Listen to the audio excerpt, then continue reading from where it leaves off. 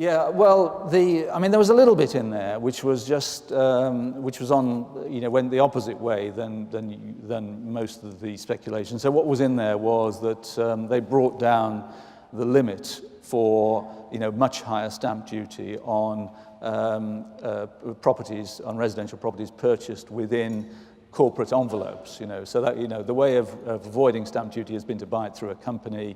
They brought that limit down to 500,000. But that was very much in the closing of a tax loophole, area. I mean, I think you're right. I mean, the stamp duty system is the cliff edges that you get within stamp duty are just crazy. The fact that if you buy a property for slightly more than 250,000, you suddenly have to pay a much higher rate of stamp duty across the whole of the transaction. It doesn't operate in a logical, marginal way, and it's complicated. I mean, I don't think, and the experience has been when stamp duty has been removed for particular sections of the property market, say to help first-time buyers.